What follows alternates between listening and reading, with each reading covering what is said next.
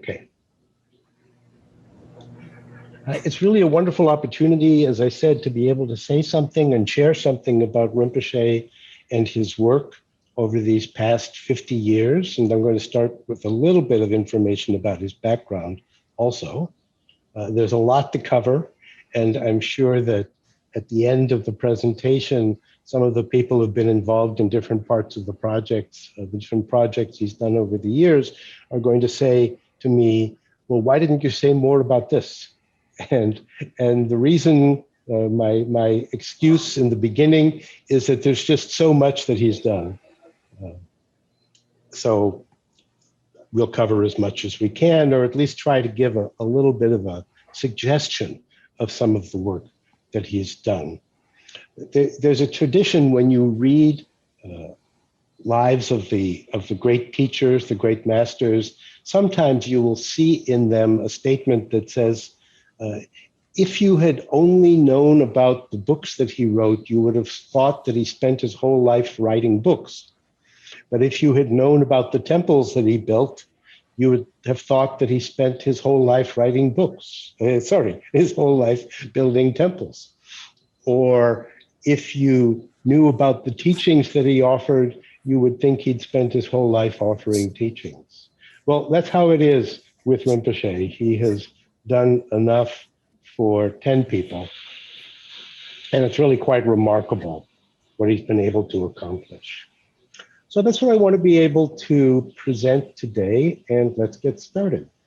Okay, so Tibet mountains, there's a monastery down in the bottom there. I don't really know which monastery it is. Let me show you now the monastery that Rinpoche came from, Tarthang Monastery. Now, Tarthang Monastery, which is in eastern Tibet in the area called Golok, was destroyed during the Cultural Revolution, after the Chinese took over control of Tibet in the late 1950s and early 1960s. So it's been rebuilt.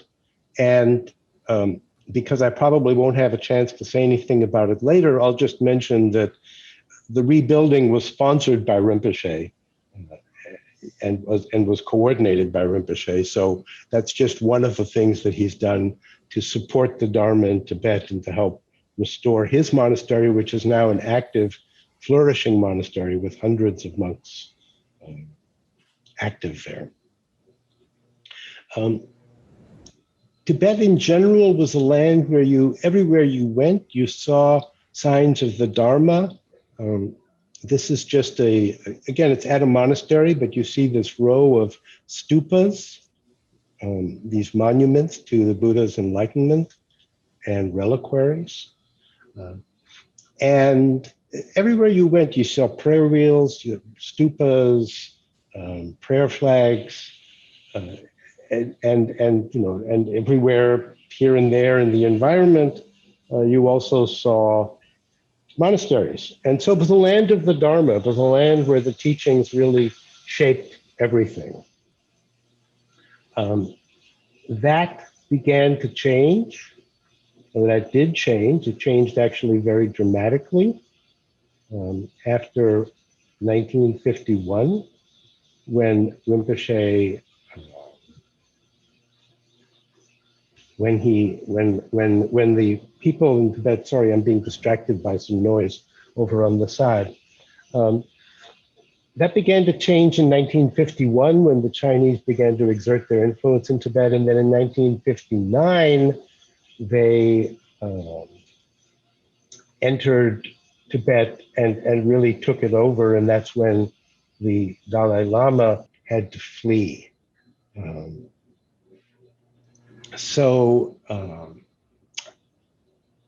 It was a very difficult time.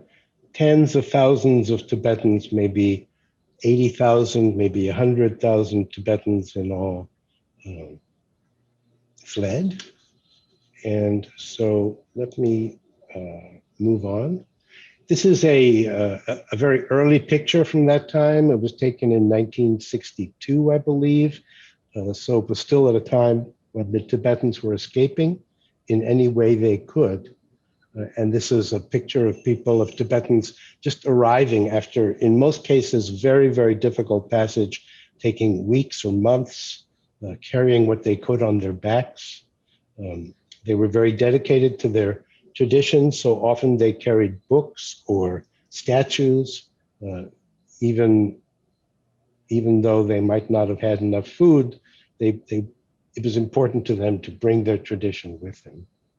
Now, Rinpoche was not part of that escape. He was already in India. He had left Tibet in 1958 because his teacher, Jamgon Khyentse Chökyi Lodro, had left in 1958, and it was probably because he could see the problems coming. And he settled in Sikkim, which nowadays is a part of India in the far, far northeast of India. So this is Rinpoche in about 1962. So he was in his mid-20s.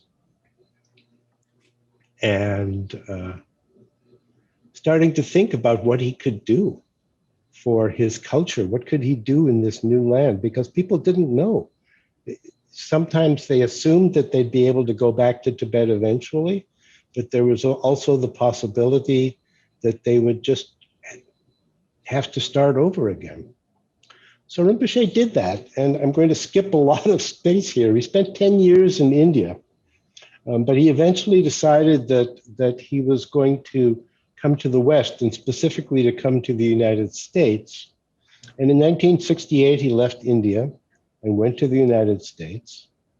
And he decided eventually that he would go out to the San Francisco area. And in 1969, he settled in Berkeley, which is where our centers have been since that time. Nowadays, we have centers all around the world, but the home of the home of the Nyingma community, of the Nyingma Mandala of Organizations, is in Berkeley and at Odeon, which is our country center. So when he settled in 1969, he almost immediately that year founded an organization called the Tibetan Nyingma Meditation Center, or TNMC. Nowadays, we would just refer a lot to the Nyingma Mandala of Organizations. But TNMC is the heart of the organization.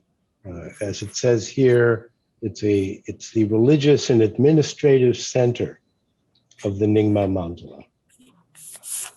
And this is a seal. This is the Ningma Seal for the entire Nyingma school, but Rinpoche modified it in certain ways. He designed it with the sense of the vision that he had, which really focused a great deal on preserving and transmitting the tradition. And I won't go into the details of what the seal represents, but every single element of it does have significance.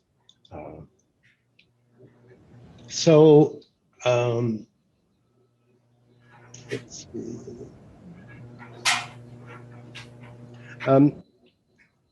I've already mentioned the mandala of organizations. So TNMC and Nyingma Centers as an organization that helps communicate the vision of TNMC and also the Nyingma Association of Mandala Organizations. All of that is in the center, you could say.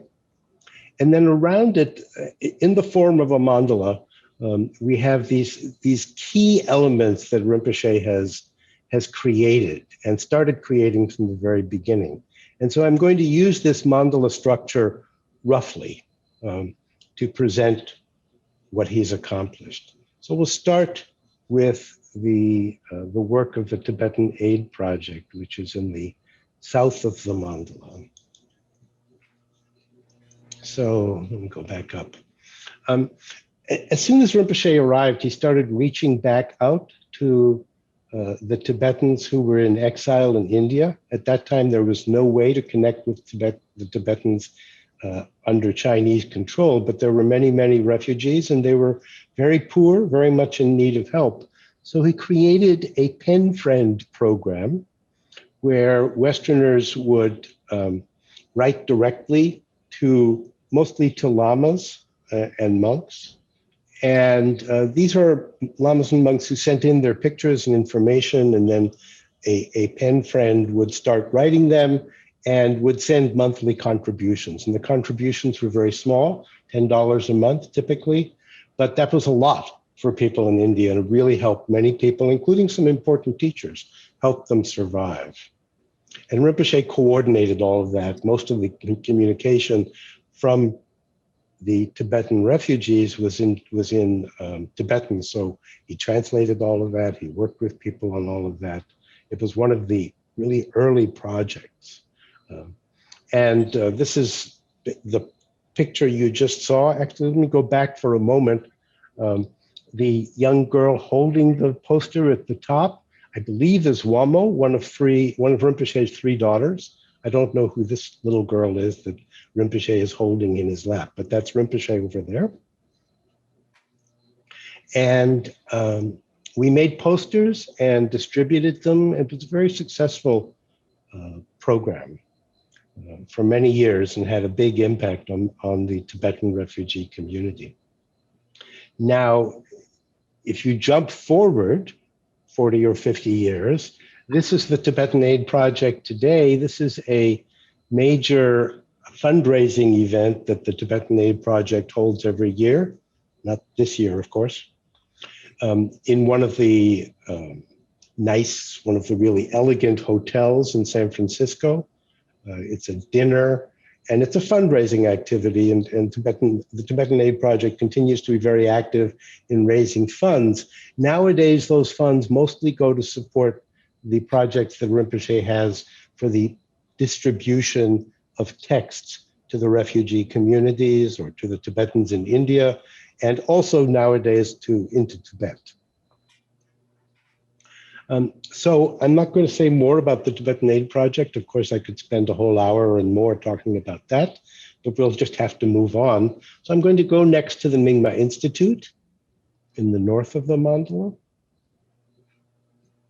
So this is the Institute. There are actually 2 big buildings of the Institute, but I'm only going to show you this one. It was the original Institute building. The Institute was founded in 1972. So 3 years after Rinpoche arrived. By then, he was already teaching on a regular basis. There was a lot of interest, and Berkeley was a very good place for that. People wanted to know about the Tibetan tradition. So he had started teaching, but he decided that we needed a separate center for that, and that's how the Nyingma Institute came to be. And this building was acquired in 1973. And it's still in operation now, so almost 50 years later. And we have a new building that's about the same size immediately behind it. The Institute, this is a picture of the Institute prayer wheels, or they should say the Institute prayer wheel garden. There's a giant prayer wheel here. I don't know if you can see it exactly here in the background. One of the characteristic things that Rinpoche has done, and we'll see a little more about that later, is he's created thousands, literally thousands, of these massive prayer wheels, and they turn with electricity. And that was brand new. Nobody had ever made prayer wheels that turn using electricity. But in Tibet, they had used natural forces. There are prayer wheels that turn using water, using streams, and there are prayer wheels that use air and that use fire. The heat of the prayer wheel, the heat of a candle can turn a little paper prayer wheel. So in this case, we're using another natural force, electricity, to turn the prayer wheels. And it's one of the characteristics of Rinpoche's work that he has created prayer wheels throughout all of our organizations. And as I say, literally thousands of these electric prayer wheels, and then hundreds of thousands of hand-turned prayer wheels, which he's distributed. And we'll say more about that later. So this is inside the Nyingma Institute. This is actually in the other building. There's a big meditation hall there, a Dharma hall, and the deans of the Nyingma Institute these days are Pema, who is Rinpoche's daughter, and Lama Palzang, her husband. And they've been the deans for about, 5 or 6 years now, something like that. I apologize if I've got the dates wrong. So it's a place for retreats and classes and all sorts of programs. And for many years, it served as a way for people to learn about about Nyingma and to learn about Buddhism. And it has inspired other Nyingma centers and other Nyingma institutes in other parts of the world. This is the meditation hall in the other building, the original building, and these are people doing Kumye. I'm sure many of you are familiar with the practice of Kumye. Let's go back now, and we'll start taking a look at the printing and publishing activity. So when Rinpoche was still in India, he founded a press and taught himself how to print, and actually had to create the font, the typesetting element, to be able to print text in Tibetan. And he did that in Tibet in India, because he had a very strong sense that the whole of the Tibetan tradition was in danger, could be lost. And for him, the most important thing that he felt he could do was preserve the written Tibetan tradition. So he started that in India and was able to print about 20 traditional texts. And then when he came to the United States, he immediately refounded Dharma Publishing and Dharma Press. And then in addition, Dharma Publishing has produced a lot of books in English, translations, but also a lot of Rinpoche's writings. And I'll say a little bit more about that later. So this is the early press, the early operations. Now, the earliest operations were just a little hand press, something that would fit in a hallway. In fact, I think it was in a hallway when Rinpoche originally started. But by the mid-70s, we had started a real printing operation, and people taught themselves how to print. And Rinpoche helped them because he knew. He had taught himself how to print in India, so he was their original guide. And in the mid-1970s, or about 1974, I believe, we received the donation of a huge press. This was this press here. And that press is still in operation today.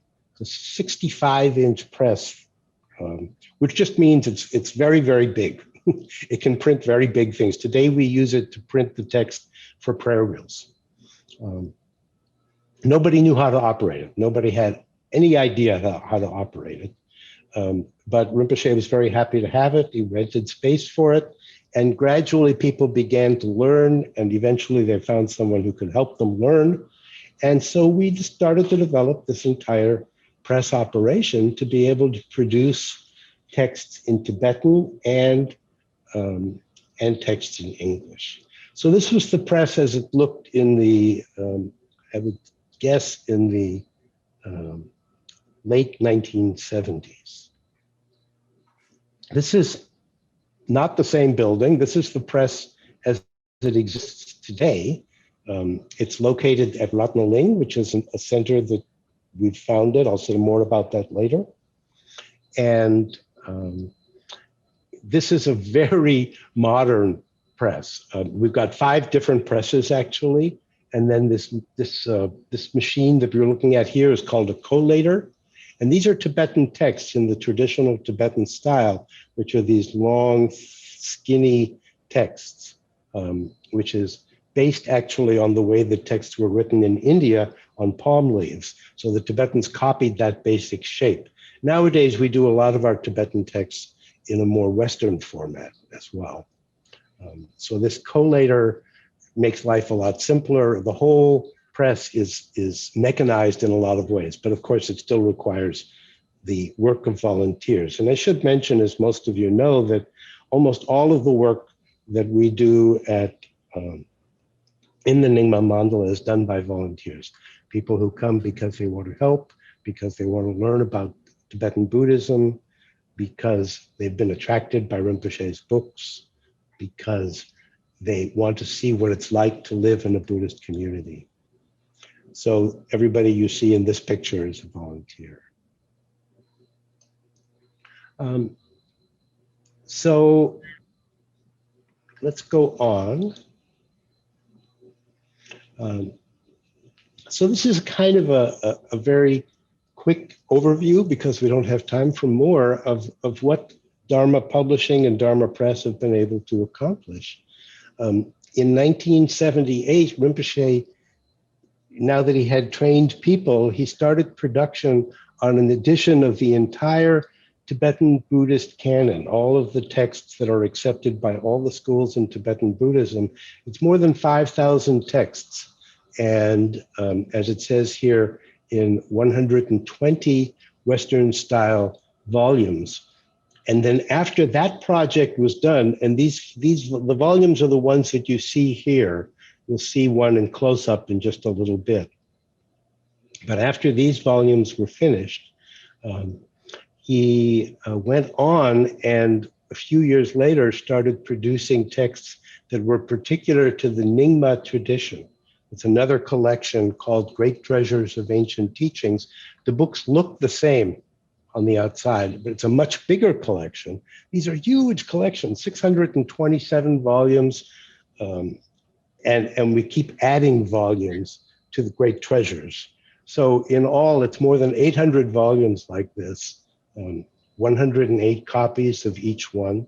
And they've been distributed, especially the Nyingma edition of the Tibetan canon, the Kanjur and Tanjur. They've been distributed to libraries and also to monasteries in all parts of the world. And it's one of the very big projects that Rinpoche has committed himself to. Now, at the same time, we've been producing books in English. So Rinpoche was very interested, it was very important to him to be able to do translations of key texts, and especially in the first 10 years, from say let's say from about 1973 through about 1987, there was a strong focus on doing translations. So we've done about 20 key translations of texts so that people have material to work with. And Rinpoche also guided the creation of other works, the whole series that we call Crystal Mirrors, which is to introduce people to Buddhism and to the Tibetan tradition. And a lot of those books are shown here along this wall and also on the table here. Again, something we could spend a lot of time talking about, but we don't have time to do that. This picture lets me say just a little bit about Rinpoche's teachers in Tibet, because these are pictures, photos of his teachers. He studied with some of the greatest masters in Tibet while he was a young man before he left Tibet in 1958. And he's one of the very, very few lamas left alive today who had that kind of classical training. So he's realized for many years that it's so important to be able to transmit that. And that's why Dharma Publishing and Dharma Press have really been at the center in many ways of his activity. Starting in the late 1980s, we developed the ability to create typeset Tibetan texts. Everything we'd done before that was basically reproductions, photocopies of original Tibetan texts, which we were able to acquire, and then we cleaned them up, we made them better. But they were photocopies because we didn't have the capacity to produce Tibetan texts ourselves, to typeset them. But starting in the late 1980s, we did, and Rinpoche designed a font that would let us do that. Now, what you're looking at here are original Tibetan texts, but you can see, and this was in the early days, you can tell because there's this old-fashioned monitor here. But we developed the ability to be able to work with computers to create these texts and print them. And then the next step was to be able to typeset our own texts. So here you see a stage in the production process after the texts have been created by the editorial team. They go over to the press, and then their plates are created. So these are metal plates, which are then put on the presses, and that's how the books are created. Here's an example of the books that we created. They're really big. I don't know if you can see that from this. I think it's about 14 inches here, which would be about 35 centimeters. And they were really, when they were published, we received publicity from around the world because this was one of the biggest publishing projects that anybody had ever undertaken. And it was just being done through Rinpoche's guidance and inspiration by a very small group of people. So this is a complete set. I think it's actually more than, well, maybe not. It's a complete set of the Tibetan Buddhist canon. The other set is just too big to show. Now, starting in 1989, once we had the ability to typeset texts, at that time, Rinpoche started creating texts to give away to individual Tibetan monks and lamas, and also to libraries, Tibetan libraries and monasteries. And in order to do that, or at least one of the ways in which that became central to doing it, was that the texts were sent over every year to a ceremony that Rinpoche launched starting in 1989. And the ceremony was held in Bodh Gaya. You can see it here on the map. And what these arrows represent is that people, monks, lamas, nuns, lay people, would come from all over India and to some extent from Tibet and also from Bhutan, Nepal. They would come to the ceremony in order to, in part, well, in order to participate in the ceremony, which was, and I'll say more about that ceremony in a moment, but also to receive the texts that Rinpoche started distributing there. When the ceremony started, the first year that Rinpoche started, it was in 1989, and he went over himself. And for the first 6 or 7 years, he went over, he himself participated in the ceremony almost every year. In the first ceremony, there were about 500 monks and nuns, or maybe not so many nuns at that point, nuns, monks, lamas, khenpos. And then it very quickly grew. And nowadays it's about 7,000 or 8,000 people who participate every year. In the early years, Rinpoche organized everything. And then he established a committee to which, for the Nyingma Monlam Chenmo, as it's called, the Great Prayer Ceremony, but in English it's called the World Peace Ceremony. So this has been a very, very important focus of Rinpoche's activity along with the texts, and the two come together. So that's why I showed you this slide. Everybody gathers in Bodh Gaya and they do a 10-day ceremony dedicated to world peace, chanting really important prayers and texts. And as part of the ceremony or during the course of the ceremony, the participants receive the text that we've produced. So every year we send over tens of thousands of texts at a minimum, sometimes hundreds of thousands of texts. And it's something that the community puts tremendous energy into, and Rinpoche does also, because he has been the editor for all these texts. He's made all of the editorial decisions and certainly decided which texts are going to be distributed each year, and what would, how they should be distributed, how all that will be done. It's been a big, big undertaking. This is a photo that was taken in the early years when Rinpoche went to Bodh Gaya for the ceremonies and actually handed the texts to the participants. I love this picture. you can see that it became much bigger. So this is a photo from perhaps 5 years ago. And the monks receive texts. In this case, these are texts that are specially boxed, the ones here in front, but they're always wrapped. This is the traditional Tibetan style for a book. And as I say, nowadays we do a lot of books in the more Western style, but it's tens of thousands or hundreds of thousands of books every year. And over the course of the project, starting in 1989, the distribution of texts, we've distributed well over 5 million books. So that's a remarkable accomplishment. If you think back to what I said at the beginning, when I said, if you just looked at what Rinpoche had done in terms of distributing texts, you'd think, well, that's plenty for one Lama to do, because he really hasn't had the help of other Lamas, very little. And that's true, it is plenty, but it's not all that Rinpoche has done. It's just one of the many focuses of all his activity. Every year at Bodh Gaya, when the texts are distributed, Rinpoche also makes offerings. These are huge tankas that Rinpoche produced. This is probably from about 3 years ago. I'm sure other people know better. And again, I'm sorry if I got the dates wrong, but roughly 3 years ago.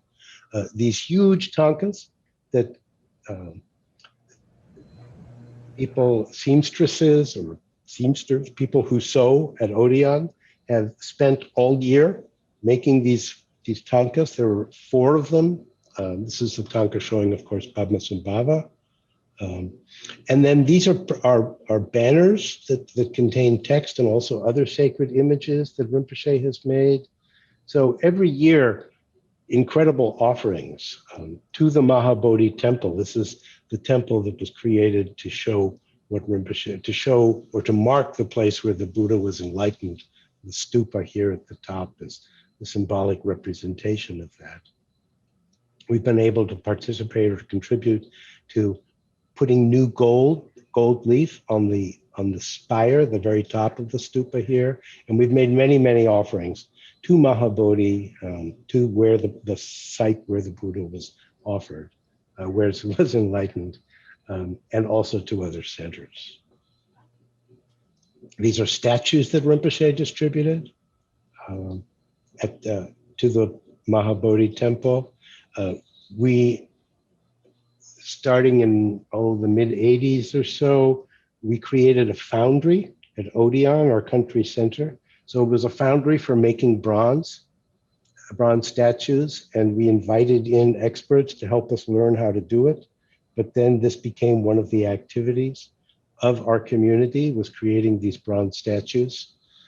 We've made some very small statues, which we've given away to individuals, thousands and thousands, but also many very large statues, including statues that are 35 feet tall. That's about 10 or 11 meters. For a temple at Odeon, I'm not going to be able to show you a picture of that. But the foundry is another one of the big projects that Rinpoche has initiated. We have also sponsored the creation of bells, world peace bells dedicated to world peace. And I believe we've done 16 or 17 at this point, which have been distributed or installed, I should say, in Buddhist centers all around India and Asia. There's one in China. There's one in Sri Lanka. There's many in India and Nepal. So these are. I don't know the location of this one. I'm guessing it's Sri Lanka, but I really don't know.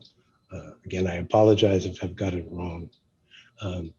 And again, Rinpoche designed the bell. He designed the text.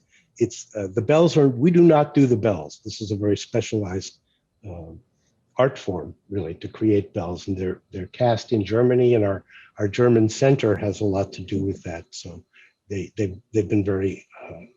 They played a very large role in making this possible. And all of our centers have participated in Rinpoche's projects in different ways. Now, since we're talking about Asia and the East, this is a good time to talk about the Sarnat International Nyingma Institute, which Rinpoche created. Sorry, I think I'll go back up for a moment. This was an institute that we built in Sarnat. Now, Bodh Gaya is where the Buddha was enlightened. Sarnat is where he first taught the Dharma. So those are the two most important pilgrimage places in India. And Rinpoche created this institute. It's under the direction of one of his daughters, Tsering. And in recent years, it's new. It was only founded, it opened in 2013, I believe, 7 years ago.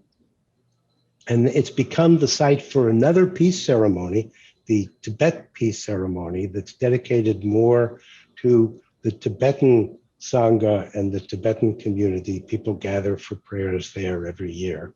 But there are ongoing activities. There are Khenpos who are working at the International Mingma Institute at Sarnat, Sini, we call it. And Sini is intended as a bridge between the East and the West. So it's very new, it's very young, so it's still developing. And I'm sure there'll be wonderful things that come from it in the future, again, through Rinpoche's inspiration and guidance. This is in the main Dharma hall in Sini during the ceremony.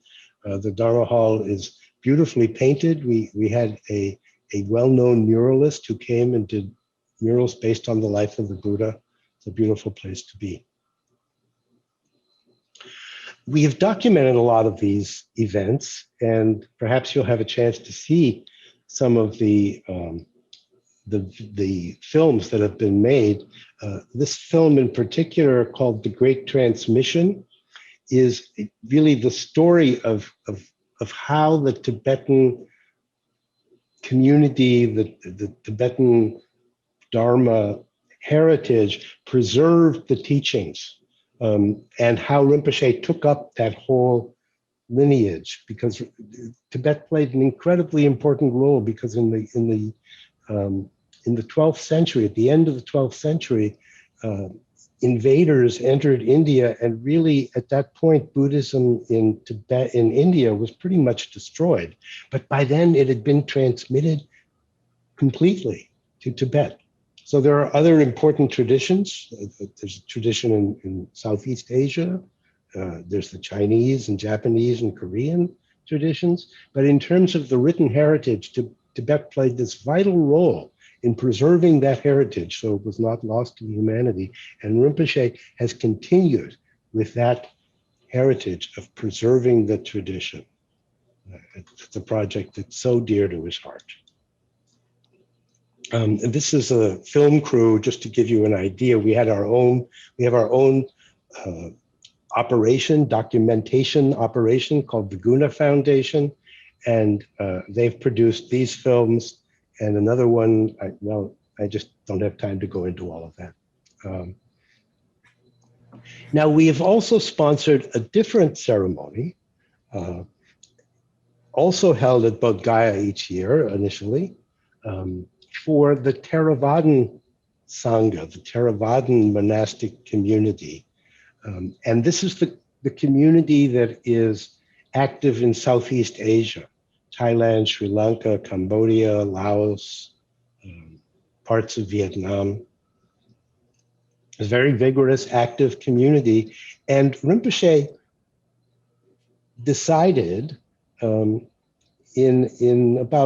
starting in about almost 20 years ago now, that he wanted to support this community, partly because it's an important Buddhist community, but especially because he has a dream, it's part of his vision, that the Dharma will be restored in India, because India is its homeland, and the most important pilgrimage places for Buddhism are in India.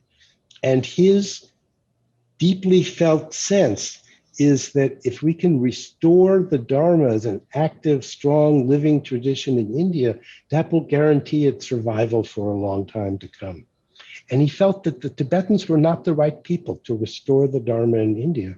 So he wanted to make the connection. He wanted to make sure that the Theravadan Sangha would be able to thrive in India. And for that purpose, he created a foundation, Light of Buddha Dharma Foundation.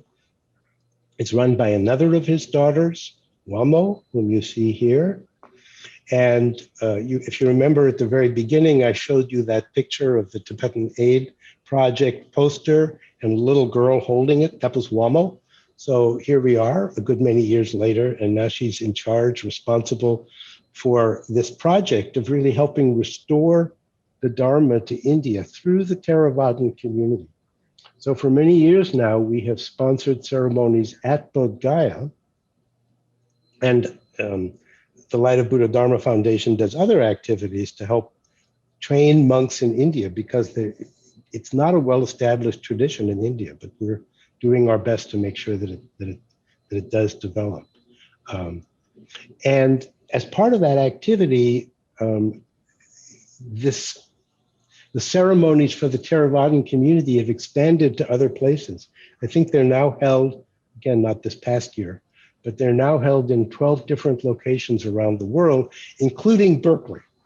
And so this was a ceremony, this picture was taken a few years ago in the temple at Mangalam Center, which you'll see a picture of pretty soon. But this is the temple inside there, and local monks and nuns come every year, and lay people also. Nowadays, it's held at a sister center, Dharma College, located very nearby. So, but there are also ceremonies in Indonesia, Sri Lanka, Thailand, other places in India, and also now on the East Coast. And those ceremonies, what's done at those ceremonies is that the Theravadan community chants the words of the Buddha. They chant the teachings of the Buddha. So now we'll go to another area that Rinpoche has been very active in. That is the making of prayer wheels. You saw the prayer wheels earlier in the Institute garden. Making prayer wheels is another project that we've done. We've put all sorts of energy into. It's an ongoing project that we are always making prayer wheels. And the way prayer wheels work is that the texts are placed on these giant rolls, and they have to be prepared in a certain way so that the text is unbroken on the roll. So the idea is that as the text turns on the roll, as the wheel turns, the power of the text is released. And so it's important to have it be in an unbroken line. So we have a lot of equipment that we've developed over the years for making these prayer wheels. You can see here, there's a cool device for actually rolling the prayer wheels. You can see the finished rolls in the front here, which will then be assembled. They'll be stacked on top of each other to make plates or to make bigger prayer wheels. Or in this case, I think these are handheld prayer wheels. I'm not sure, they look kind of big. Anyway, we also do handheld prayer wheels. So again, as I say, we've done thousands and thousands of prayer wheels. They're turning all the time. And Rinpoche loves to do calculations about how many billions of prayers or texts are being released every minute by these prayer wheels for the benefit of all beings. Just as much as he is dedicated to preserving the written tradition, he's dedicated to generating this kind of merit through prayer wheels and other activities, because releasing the prayers and the text, because often there are these long, long texts, but releasing them generates an incredible power that can benefit the whole world. So these are handheld prayer wheels being given to Tibetans, I think in Bodh Gaya. Tibetans have always loved to turn prayer wheels by hand, and these prayer wheels are incredibly prized by the Tibetan people because they contain so many texts. And it's because we can print the texts, we can print the prayers on very small type, but very legible. They have to be legible.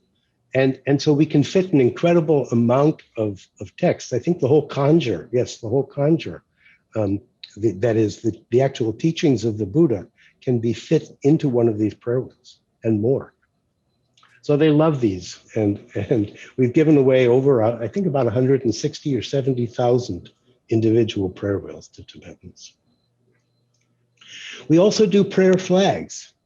Prayer flags are another tradition in Tibet, and the same idea, the same basic idea, that when you print prayers and sacred images on flags and then fly the flags, they're released as the wind blows the flag back and forth. And so it's like prayer wheels, but just another way of harnessing the energy of nature to, or human energy when people turn prayer wheels, to share these blessings and benefits with the whole world. So we make these huge prayer flags. Nobody has ever made prayer flags as big as the prayer flags we make. This is one prayer flag you can see right here. And this is a prayer flag flying, a finished prayer flag. We also make small prayer flags. And actually, these are made by our centers in Brazil. So they have their own press operations, and they produce texts in Portuguese. They also have done major production of texts for the Tibetans in Tibetan, but they also have the ability to create to print these prayer flags. And so they print tons and tons. And this is much more like what traditional prayer flags look like in Tibet, relatively small. The reason we make these big ones is, well, bigger is better, but also because we fly a lot of them at our country center, Odeon, and there are very fierce storms. And a flag like this wouldn't survive a single year, probably, at Odeon. So we make them out of a very durable cloth, the kind you use for sails. And they last, they also get destroyed, but it takes a few years anyway. We also make what are called tsatsas. This is a mold for a very big tsatsa. Again, we make huge tsatsas compared to the ones they made in Tibet. This is an image of Avalokiteshvara. So it's made out of clay, and then the tsatsa is stamped. And you can actually see, so this is a finished tsatsa that is being gold leafed, because gold leafing is something else we do a lot of. This is the stamping machine for creating the tsatsa, and here you can see the process. It starts with a chunk of clay, and then gradually it's refined and refined. And then the final step, which isn't shown here in some cases, is that we gold leaf them. Now, here are some gold leaf tsatsas, and this will start to be especially interesting for those of you in Israel, but actually in all of our centers, because these tsatsas or tsatsas like them were part of a project that was initiated, I don't know, about 7 or 8 years ago. Itzhak can tell you more because he was one of the key people in making it happen, called Planting Seeds of Healing. And the idea was to bury these tsatsas, which again is something that's traditionally done in Tibet, was to bury these tsatsas in places where there had been great suffering, for the sake of healing, for the sake of restoring balance to the earth. So planting seeds of healing. The first tsatsas in this project were planted at the site of a concentration camp, Bergen-Belsen, a German concentration camp, and the Dutch and the German centers were both very active in doing this, and they cooperated together, which in itself was a very healing act. And then we also did a ceremony a couple of years later at Auschwitz, the biggest and most deadly of the German concentration camps. You can see the tsatsas being planted or being placed in the ground here. That's Itzhak.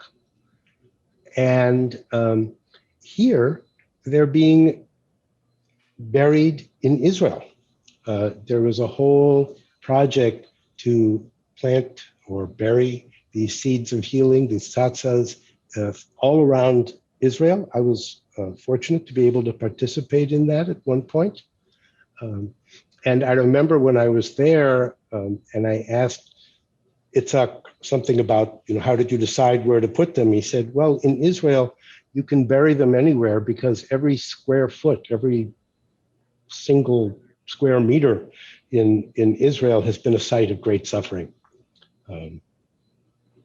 So that's been another project that is still ongoing. Rinpoche, in the next month, people are going to be going throughout the Northwest United States to plant tsatsas, or to bury tsatsas for the sake of healing.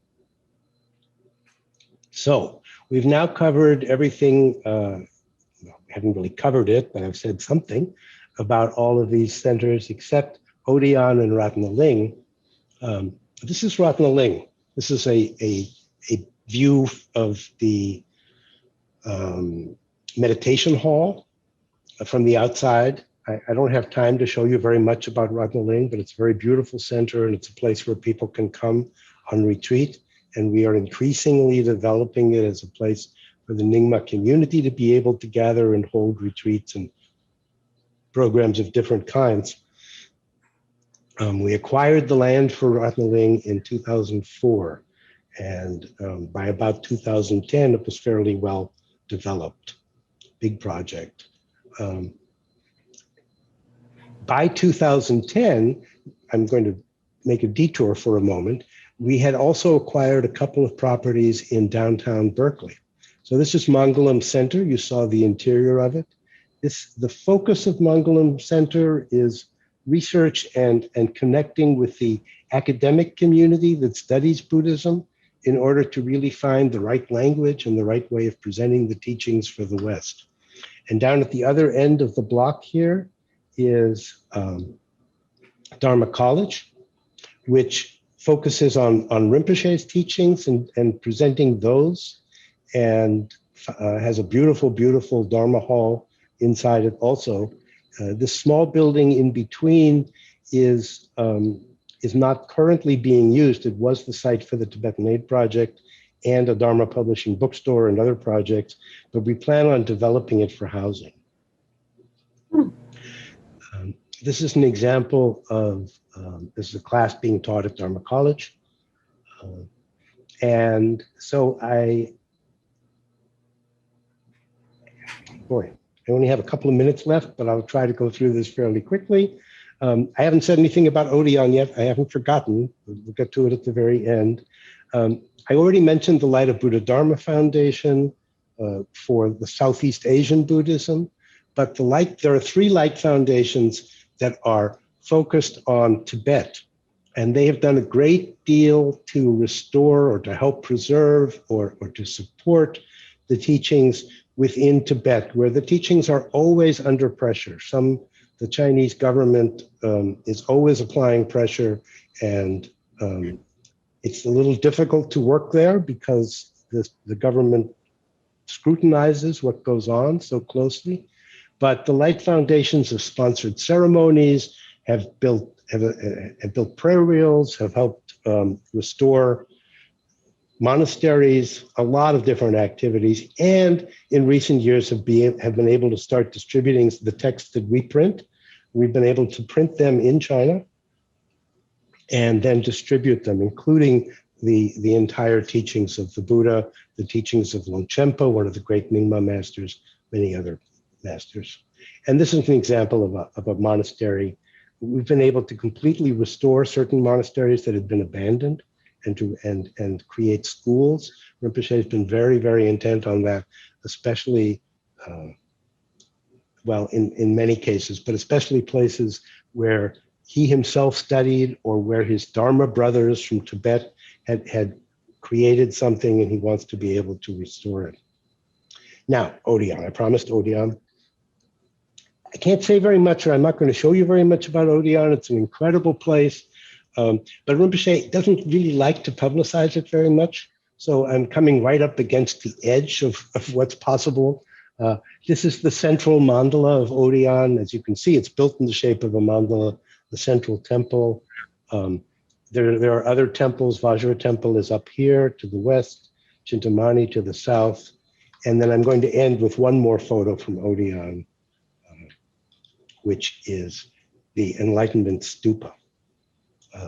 This stupa was completed early on after we acquired the land for Odeon in 1980. There are offerings made to it in so many ways. The entire surface of the stupa is covered with texts and sacred images. The stupa is gold leafed. I think it's the largest gold leafed structure in the world. It's 113 feet tall, which is about 35 meters. And there are ceremonies held there. And it's traditional to end any presentation of the Dharma with a stupa as an image of the enlightenment of the Buddha. So that's what I'm doing here, ending this presentation. We'll stop there.